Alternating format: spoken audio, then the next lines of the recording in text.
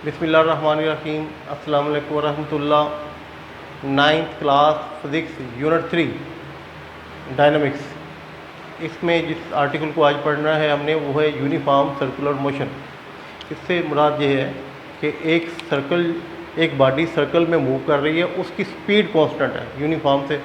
अच्छा, एक चीज़ आपने याद रखनी है कि जब एक चीज़ सर्कुलर मोशन कर रही हो, एक बॉडी सर्कुलर मोशन कर रही हो, तो उसकी वेलोसिटी कांस्टेंट नहीं रह सकती, स्पीड कांस्टेंट हो सकती है। अब यूनिफॉर्म सर्कुलर मोशन से मुराद ये है कि एक बॉडी सर्कुलर मोशन कर रही है, फ़र्ज़ कर लें वो 1 सेकंड में 5 चक्कर लगाती है, तो अगले सेकंड में भी 5, अगले में भी 5। तो यूनिफॉर्म से मुराद ये है, ये 5 से 6 या 5 से 4 नहीं होंगे, इससे मुराद ये है। अब फर्दर चलते हैं कि कुछ फोर्सेस हैं जिनका तज़किरा यहाँ पे करना ज़रूरी है। 2 फोर्सेस हैं। एक वो फोर्स जो कि एक जिस्म को सर्कल में घुमाने की कोशिश करती है, उसे सेंट्रीपिटल फोर्स बोलते हैं। उर्दू में मरकज़ माइल क़ुव्वत, यानी कि मरकज़ की तरफ खींच के रखने वाली क़ुव्वत।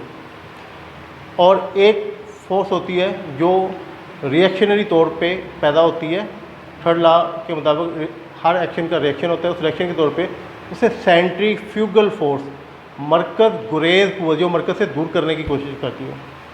तो ये 2 जो फोर्सेस हैं ये ज़िम्मेदार हैं एक बॉडी की अपना सर्कल में मूवमेंट करने के लिए। तो इन फोर्सेस का मुताला करते हैं। पहली है हमारे पास सेंट्रीपिटल फोर्स।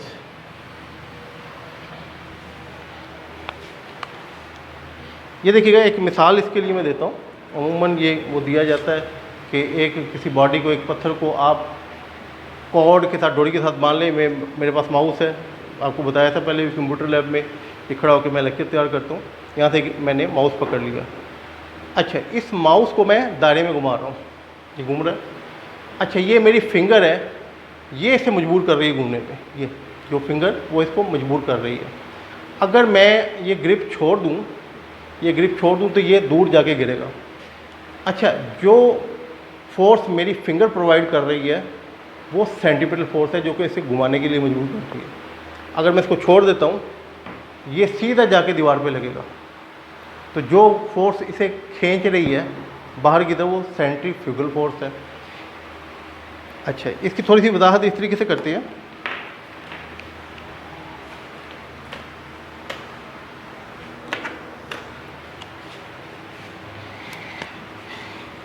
एक बॉडी जब सर्कुलर मोशन कर रही है, फ़र्ज़ कर लें कि हमने इसे एक कॉर्ड के साथ बांधा हुआ है, ये उंगली से इसको घुमा रहे हैं, ठीक है। तो जो सेंट्रीपिटल फोर्स है,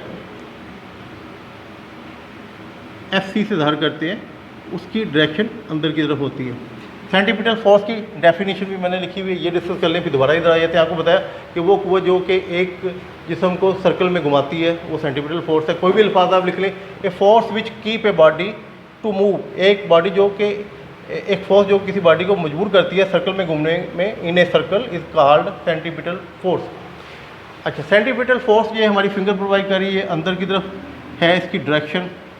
और उसके बाद ये देखिएगा, ये बॉडी है, ये अपना इनर्शिया की मदद से, वजह से ये अगर फ़र्ज़ करें ये डोरी मैं छोड़ता हूँ तो ये बॉडी यूँ स्ट्रेट जाना चाहेगी, ये घूमती हुई नहीं जाएगी। जब इसको मैं छोड़ूंगा बॉडी को, ये घूमता भी जाएगा, किसी एक स्ट्रेट लाइन में जाके टकराएगा।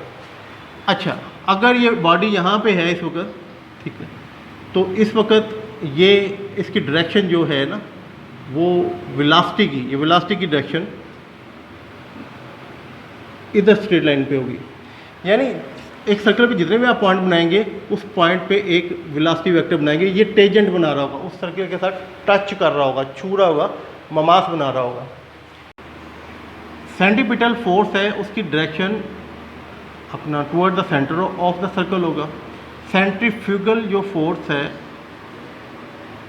उसकी डायरेक्शन जो है, मैं फोर्स सेंट्रीफ्यूगल फोर्स, इसकी डायरेक्शन आउटवर्ड होगी। दोनों की क्वांटिटी बराबर है और इसीलिए सर्कल में ये बॉडी घूम रहा है। फ़र्ज़ करें कि ये डोरी कमज़ोर है, और ये कम्प्लीटली जितनी ये सेंट्रीफ्यूगल फोर्स इसको बाहर की तरफ खींच रही है वो प्रोवाइड नहीं कर पा रही। तो जैसे धागा ले लें, कोई पत्थर बांध लें, जैसे आप इसको घुमाएंगे तो वो धागा टूट जाएगा, वो डोरी टूट जाएगी, और वो जो पत्थर है, फ़र्ज़ कर लें यहाँ पे ये डोरी टूटती है तो इस तरफ ये इस डायरेक्शन में ये सामने जाके लगेगा, और फ़र्ज़ कर लें ये डोरी बॉडी अगर यहाँ पे तो ये इस सर्कल के साथ ममास बनाती हुई ये ऊपर की तरफ जाएगी। अब ये देखिएगा, एक टेक्निकल बात है समझने वाली, वो ये है कि एक्सेलरेशन, मैंने आपको बताया था कि इसकी वेलोसिटी, उसका जिक्र आपकी किताब में नहीं है, और ये आपने आगे जाके पढ़ना भी, पहले किताबों में था भी, ये प्लस माइनस सिलेबस में होता रहता है, लेकिन कंसेप्ट क्लियर होने चाहिए। आपसे सवाल पूछा जाता है कि अगर एक बॉडी जो है वो सर्कल में घूम रही है तो क्या उसकी वेलोसिटी कांस्टेंट हो सकती है? मैंने आपको शुरू में बताया नहीं हो सकती। क्यों? फ़र्ज़ कर लें वो 1 सेकंड में 10 चक्कर लगा रहा है, अगले में 10 लगा रहा है, 10 चक्कर लगा रहा है, तो हम कैसे कह सकते हैं वेलोसिटी उसकी तब्दील नहीं हो रही? स्पीड उसकी सेम है, 1 सेकंड में 10 चक्कर, फिर 10 चक्कर।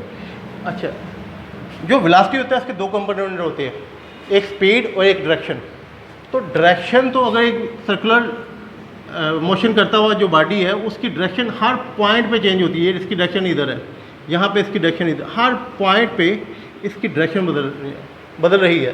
तो ये जो एक्सेलरेशन है due to the change of its acceleration, direction of acceleration, इसलिए।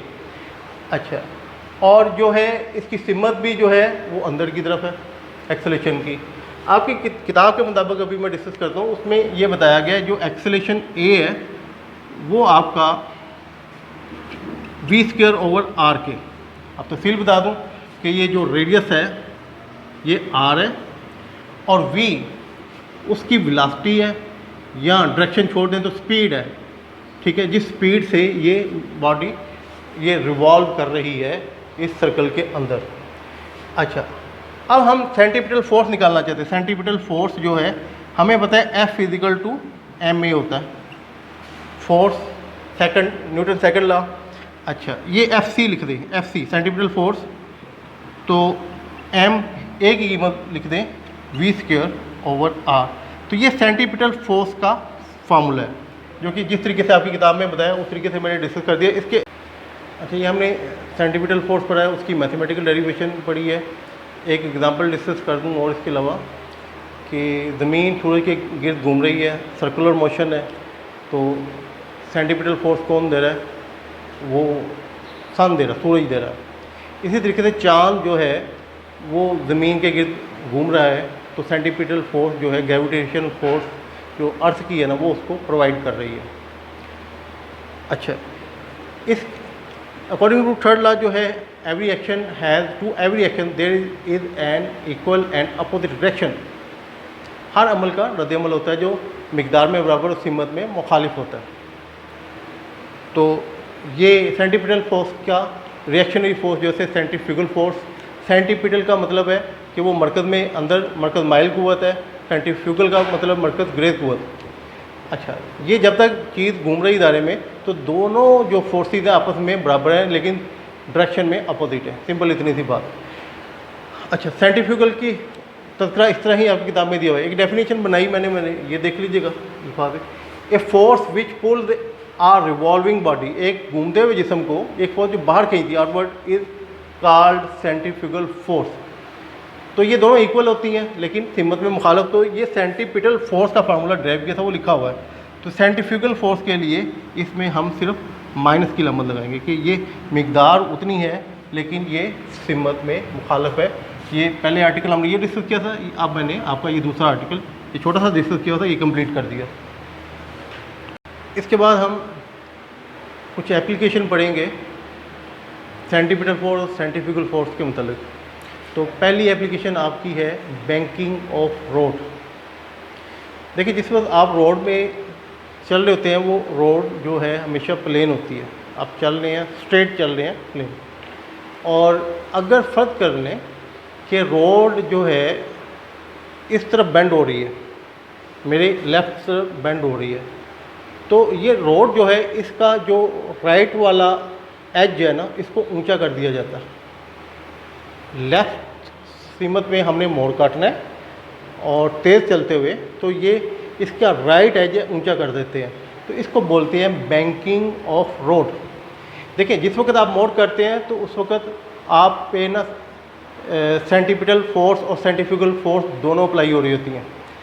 सेंटीपिटल फोर्स जो है वो आपकी जो फ्रिक्शन है, टायरों की रगड़ और जो रोड की जो फ्रिक्शन है वो प्रोवाइड कर रही होती है, और सेंट्रीफ्यूगल फोर्स रिएक्शनरी फोर्स पैदा होती है, वो उसे बाहर की तरफ खींच रही है। अगर फ़र्ज़ करें कि आप बड़ी स्पीड से मोड़ काटते हैं और ये रोड की बैंकिंग भी नहीं हुई होती, तो लेफ़्ट टर्न आप करते हैं तो आपकी जो है गाड़ी वो बाहर की तरफ स्लिप हो सकती है, स्किड कर सकती है, स्किडिंग हो सकती है उसके लिए। और ख़ास तौर पे जब स्लिपरी रोड हो, बारिश हुई हो, सड़क गीली है, तो इसलिए जहाँ पे सड़कें आप गौर कीजिएगा, जहाँ पे रोड्स हैं मोटरवे पे भी जाते हुए आपको जहाँ पे बेंडिंग हो रही होती है, वहाँ से जो बैरूनी किनारा सड़क का होता है वो उसको ऊंचा कर दिया जाता है, जिसे ये इसको बैंकिंग ऑफ रोड बोला जाता है। एक मिसाल आपकी किताब में इसकी दी हुई है, ये मैं आपको समझाने की कोशिश करूँगा। डायग्राम मैंने वो किताब की बनाई है। एक बस है, उसने मोड़ इस तरफ काटना है, इस तरफ, तो हमने जो रोड का बैरूनी एज है उसको ऊंचा कर दिया, ये इसको ऊंचा कर दिया। अच्छा, ये गाड़ी का जो वेट है, ये इसकी डायरेक्शन तो सेंटर ऑफ ग्रेविटी की तरफ होगा, ये सीधा। अच्छा, ये जिस मरकज़ को हम ये अगर सर्कल दायरा बनाए, जिस मरकज़ के गिर्द ये अपना ये बस घूमेगी, उसका सेंटर है, इन दोनों को मिला देंगे तो ये रेडियस है, रेडियस ऑफ सर्कुलर ट्रैक, ये इसका रेडियस है। अच्छा, ये इसका वेट है, ये भी इसका रिएक्शन उसका है। यहाँ पे इसके रेक्टेंगुलर कंपोनेंट बनाते हैं, यहाँ पे ये नॉर्मल ट्रैक का लेग ये हो गया, ये head to tail, head to tail, ये हेड टू हेड, ये जो हेड टू हेड होता है वो रिजल्टेंट होता है, ठीक है।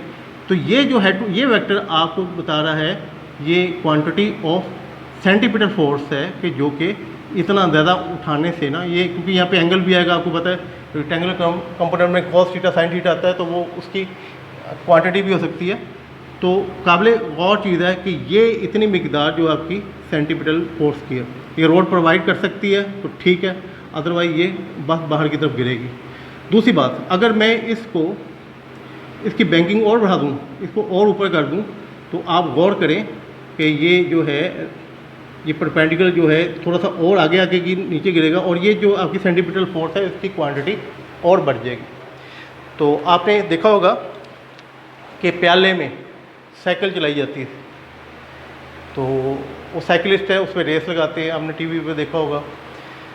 तो हमारे इधर लाहौर में कदाफी स्टेडियम में भी एक प्याला होता था, जिस वक्त हम लोग स्टूडेंट थे, तो वो ओपन टू आल था, जो मर्जी जाए। तो वहाँ पे वो बच्चे जाते थे साइकिल लेके, जो आम साइकिल है उस पर भी जो माहर होते थे उससे भी वो साइकिल चला लेते थे। तो उसको ऊंचा किया होता था, उसमें इस तरीके से एंगल बनाए होते थे कि आप जो है आपको सेंटीपिटल फोर्स जो है वो प्रॉपर मिलती रहे, ताकि वो सेंट्रीफ्यूगल फोर्स बाहर ना हो जाए। और बाद बच्चे जो सीख रहे होते थे वो चलाते हुए अपने आप को कंट्रोल नहीं कर पाते थे, तो नतीजा क्या होता था, उस प्याले से उड़ते हुए बाहर गिरते थे, तो साइकिल समेत ना ऊपर। तो बहरहाल वो तो लापरवाही है, अदरवाइज़ अगर वो अपना किसी टीचर की निगरानी में चले तो फिर इस तरह का रिस्क नहीं होता। तो ये आपका आर्टिकल जो है ख़त्म हुआ। नेक्स्ट एप्लीकेशन है वॉशिंग मशीन ड्रायर। ड्रायर जो है वो आम हमारा ज़िंदगी का इस्तेमाल करने वाली मशीन है, जिससे हम कपड़े खुश्क करते हैं। अच्छा, इसको समझाने से पहले मैं एक आपसे बात डिस्कस करता हूँ। एक मैं कपड़ा पकड़ता हूँ और उस कपड़े को पानी में डुबो देता हूँ, अच्छी तरह भीग जाता है ना, बाहर निकालता हूँ, ठीक है जी। अब उस कपड़े को मैं एक किनारे से पकड़ता हूँ और इस कमरे में खड़ा होकर तेज़ी से घुमाना शुरू कर देता हूँ, तो क्या रिज़ल्ट होगा, जो उसके अंदर पानी है वाफर मिकदार में वो बाहर की तरफ निकलेगा, सारी दीवारें गीली हो जाएंगी, और मैं जितनी देर घुमाता रहूँगा पानी निकलता रहेगा, और जितनी स्पीड से घुमाऊँगा उतनी दूर पानी जाएगा, और नतीजा क्या होगा, बहुत सारा पानी जो उसने जज़ब कर लिया था वो निकल आएगा। अब ड्रायर का भी ऐसा ही असूल है। ड्रायर असल में एक सिलेंडर होता है, परफोरेटेड सिलेंडर उसको बोलते हैं, जिसके अंदर मुसाम सुराख किए होते हैं। मतलब ये एक सिलेंडर है, ये मैंने आपको दिखाया, इसके अंदर ये मेटल का सिलेंडर होता है, आमतौर पे प्लास्टिक का भी होता है, ठीक है जी। इस पे सुराख किए जाते हैं, और जो आपके ये मैंने एक दिखाने के लिए ये सिलेंडर आपको दिखाया, इस पे मैंने नुक्ते लगाए हुए हैं, फ़र्ज कर लें ये सुराख हैं। तो गीला कपड़ा जब इसके अंदर डालेंगे, गीले कपड़े डालेंगे और इसे मशीन के ज़रिए बड़ी स्पीड से घुमाएंगे, तो इन सुराखों से पानी बाहर निकलना शुरू होगा, और निकल के वो आपको पता है भी नीचे वो निकलता भी है, बाहर फर्श पे गिरता भी है। तो वो मशीन इतनी स्ट्रॉन्ग ताकतवर होती है कि वो बहुत ज़्यादा स्पीड से घुमाने के साथ मैक्सिमम पानी, वो 80-90% पानी इसमें से निकल जाता है। बाकी थोड़ी देर के लिए आप रखते हैं तो आपका कपड़ा ड्राई हो जाता है। तो ये आपका ड्रायर का काम करने का तरीका है। ये लास्ट जो आपकी यहाँ पे एप्लीकेशन है वो है क्रीम सेपरेटर। पहले सेंट्रीफ्यूगल मशीन होती थी पिछली किताबों में। सेंट्रीफ्यूगल मशीन आप शायद कुछ बच्चे जानते भी हों। ये अमूमन जो है ये मेडिकल की लैब में इस्तेमाल होती है, और ब्लड के रेड सेल और वाइट सेल को अलग करने के लिए इस्तेमाल होती है सेंट्रीफ्यूगल मशीन। सेंट्रीफ्यूगल मशीन वो आपने देखा वो घूमती हुई, अगर ब्लड बैंक में जाने का इत्तेफाक हुआ हो किसी को। तो सेंट्रीफ्यूगल की थोड़ी सी मिसाल एक और बताना चाह रहा हूँ। घरों में इस्तेमाल होती है मदानी, लस्सी बनाने के लिए। जिस वक्त लस्सी बना रहे होते हैं, बहुत ज़्यादा अगर आप मशीन चलाएं, आजकल इलेक्ट्रिकल मदानियाँ भी आ गई हैं, वो चलाएं तो होता क्या है, मक्खन जो है वो तैरता हुआ ऊपर आ जाता है। अच्छा, जो लाइट पार्टिकल है ना वो ऊपर आ जाते हैं। अब ये सेंट्रीफ्यूगल मशीन या क्रीम सेपरेटर ये अपना एक ही चीज़ है। बहरहाल इनकी रिक्वायरमेंट है, क्रीम सेपरेटर बड़े साइज़ का होगा, सेंट्रीफ्यूगल मशीन छोटे साइज़ की होगी, और जो मदानी का सिस्टम मैंने आपको बताया वो भी अपना सेंट्रीफ्यूगल मशीन का ही है। तो जब आप अच्छा, ये एक चीज़ बता दूं कि डिफरेंट मौक़ों पे ये क्रीम सेपरेटर जो है या ये जो सेंट्रीफ्यूगल मशीन है, ये हमारे केमिकल के प्लांट में जगह जगह पे इस्तेमाल होते हैं। अपनी इनके साइज़ जो है रिक्वायरमेंट के, अपने काम की रिक्वायरमेंट के मुताबिक होते हैं। अब ये क्रीम सेपरेटर है, इसमें अगर आप दूध डाल के अपना उसका एक बाउल बनाता है, प्याला, वो बड़ी तेज़ी से घूमता है। तो जो हैवी पार्टिकल होते हैं वो बाहर की तरफ आते हैं, जो लाइट पार्टिकल होते हैं वो जो आपका रोटेशन का एक्सिस होता है उसके यानी सेंटर में ऊपर की तरफ समझ ले आ जाएंगे, वो तैरते हुए ऊपर आ जाएंगे। नतीजा क्या होगा, क्रीम या जो फैट होती है वो दूध की वो ऊपर आ जाएगी, हम उसको सेपरेट कर लेते हैं, और नीचे गाढ़ा दूध बच जाता है, जिसे स्किम्ड मिल्क बोलते हैं। बग़ैर बलाई के दूध को स्किम्ड मिल्क के वो लोग इस्तेमाल करते हैं, मार्केट में मिलता भी आजकल, कि वो उसके मतलब मशहूर है कि वो आप लोगों को मोटा नहीं करता। लेकिन ये अल्हम्दुलिल्लाह आपके जो है तमाम आर्टिकल, ये पूरा चैप्टर आज ख़त्म हो गया। इंशाल्लाह नेक्स्ट टाइम न्यूमेरिकल के लिए दोबारा मिलेंगे, तब तक के लिए अल्लाह हाफ़िज़।